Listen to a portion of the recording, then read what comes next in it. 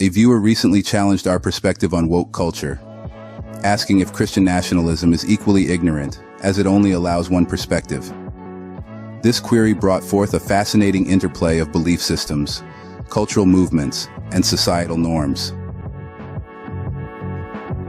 Woke culture, a contemporary movement advocating for social justice, stands at one end of the spectrum. On the other end, we find Christian nationalism, advocating for a Christian-dominant society. This raises an interesting question about the nature of belief systems and their role in society. All belief systems, from religious to occult, create a structure for their followers. This statement rings true across cultures and throughout history. Belief systems at their core are a set of principles or tenets that guide and shape behaviors.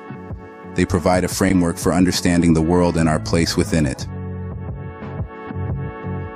Let's consider Satanism and Voodoo. These might be viewed as fringe belief systems, but they serve the same purpose as mainstream religions. They offer a sense of community, a moral compass, and explanations for life's mysteries. But are they based on empirical facts? Not necessarily. Belief systems often rely on faith, tradition, and personal experience rather than empirical evidence.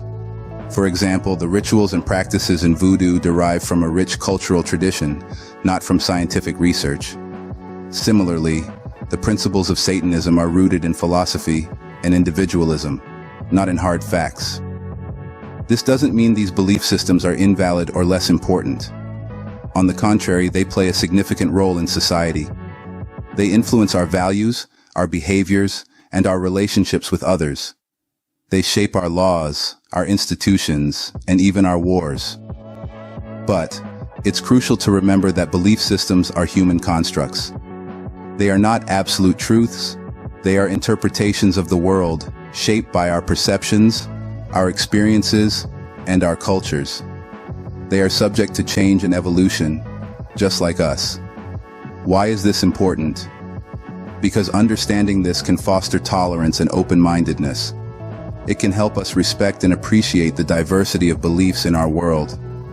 It can remind us that there's more than one way to perceive the world, and that's okay.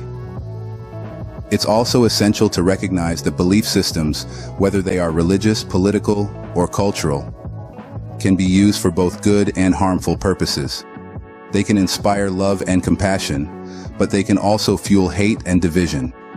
They can promote peace, but they can also incite violence. These systems, whether based on facts or not, guide people's behaviors and shape societies. It's up to us to critically examine our beliefs and their impacts, and strive for a world where diverse belief systems coexist peacefully.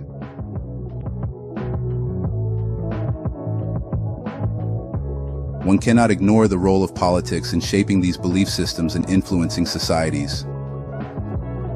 Politics, like a puppet master, pulls at the strings of public sentiment, deftly guiding the narrative and shaping our collective consciousness. This isn't a new phenomenon, but an age-old tactic used by those in power to control, guide, and, at times, mislead societies. Let's take a step back and look at the bigger picture. Belief systems, whether religious, occult, or even those based on so-called woke ideologies, provide a structure for their followers. And who sets these structures in place? Who determines their validity and pushes for their acceptance? More often than not, it's the politicians. They are the ones who decide what is acceptable and what isn't, what is mainstream and what is fringe. They are the architects of societal norms, using belief systems as their blueprint. Now, let's zoom in on the education system. Schools and colleges are often the first places where these belief systems are introduced and normalized. Politicians, with their influence on educational policies, have the power to steer the direction of these institutions. They can decide what is taught in classrooms, and more importantly, how it is taught. They can shape young minds, steering them towards certain ideologies and away from others.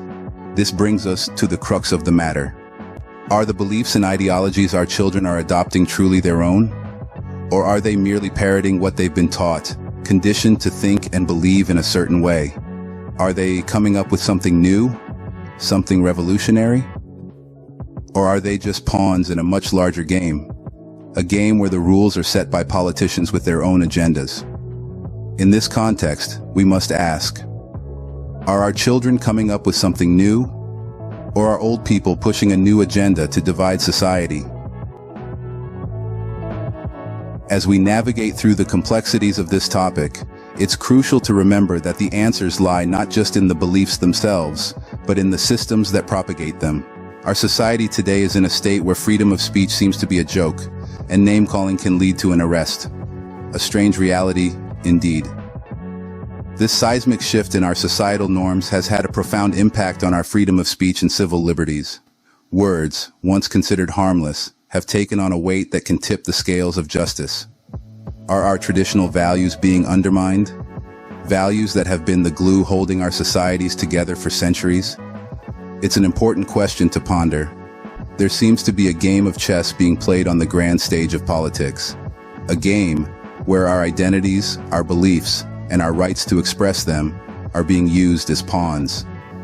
These changes are not merely about semantics or political correctness. They are about the essence of our society, about our freedom to express, to question, and to think.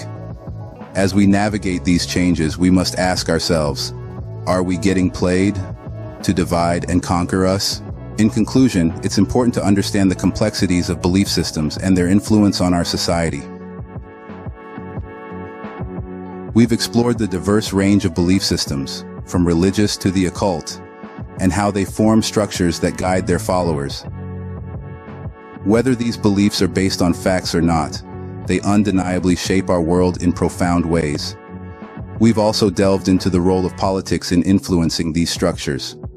From the words of Guy Harvey in 1965, we see how politicians can drive societal change, even reaching into our schools. This influence can be a source of division, as we question long-standing norms and grapple with new ideas. The impact on freedom of speech has been significant. With the rise of woke culture, the lines between expression and offense have blurred. The old adage, "Sticks and stones may break my bones, but words can never hurt me," seems less applicable in today's world where a word out of place can lead to severe repercussions. We've also touched on the idea of identity and how new labels and names can create confusion, even as they aim to promote inclusion. The question remains, are these changes a natural evolution, or are we being manipulated by higher powers? As we continue to question and challenge the status quo, we must strive not to lose sight of the values that have held us together for centuries. Society is ever evolving, and while change is inevitable, we should ensure it's in a direction that fosters unity, respect, and understanding.